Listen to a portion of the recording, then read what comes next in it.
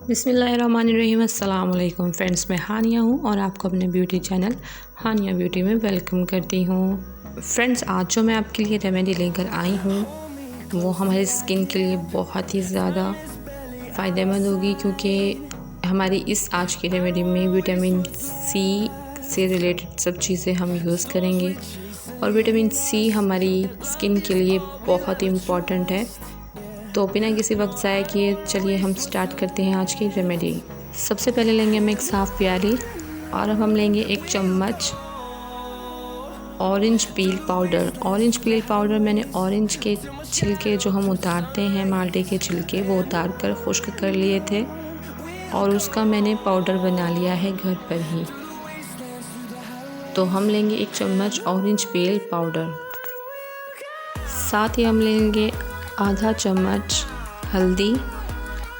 हल्दी हमारी स्किन के लिए बहुत फ़ायदेमंद है, क्योंकि मैं बहुत सारी रेमेडीज़ में हल्दी यूज़ करती हूँ, क्योंकि हमारी स्किन इससे बहुत ज़्यादा ग्लो कर सकती है, बहुत ज़्यादा क्लीन हो सकती है।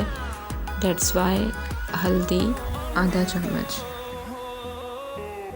अब हम इन दोनों पाउडर्स को पेस्ट कैसे बनाएंगे ये मैं आपको बताती हूँ।